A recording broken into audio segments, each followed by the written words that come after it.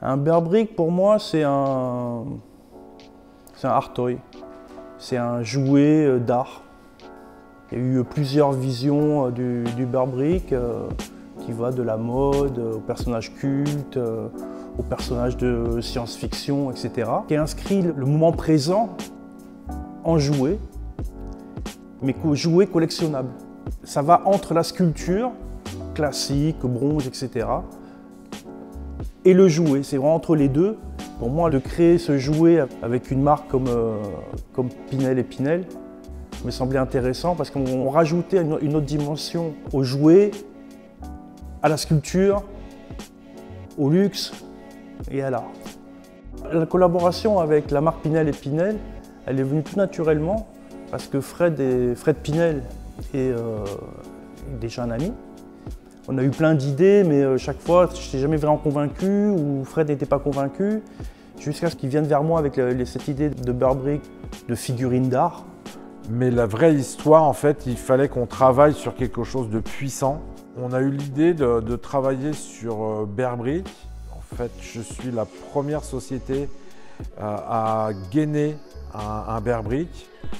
Et ce que je désirais, en fait, c'était d'avoir un objet encore plus puissant que juste un gainage.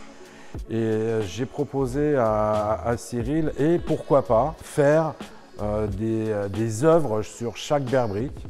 Et donc, il m'a dit oui, mais combien? Oh, plus de 200. Il me dit putain, l'histoire, elle est dingue. Et donc, on a tout mis en œuvre pour se dire bah voilà, on se donne la possibilité de faire des bear brick uniques, gainés, que personne d'autre n'a fait jusqu'à maintenant, malgré toutes les grandes maisons qui ont pu travailler dessus. Mon inspiration vient surtout des contraintes que j'ai pu avoir par rapport aux différents choix de peau qu'a utilisé Pinel et Pinel, que ce soit les verts, les oranges, les jaunes, les gris, les chocolats.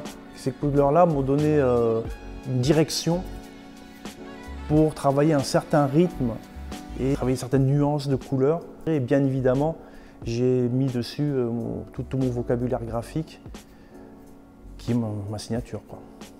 La chose, c'était qu'il fallait qu'on parte sur un objet unique et identitaire. Je me suis dit, on travaille une partie Fred Pinel, une autre partie Cyril. Donc, il y a une partie où mon bras, c'est de la toile enduite. De l'autre côté, on a eu l'idée de dire, bah, on va prendre un de tes tatous. C'est une déesse chinoise qui est la déesse de l'abondance, que j'ai tatouée lors de la naissance de ma deuxième fille. Dans chaque œuvre, l'artiste forcément donne une partie de son âme, et ben là, il donne en plus une partie de son bras. Je trouve qu'il y a le côté super identitaire de Cyril Congo qu'en fait on retrouve sur le bear brick. Et donc à chaque fois, on a mis un côté ultra personnel.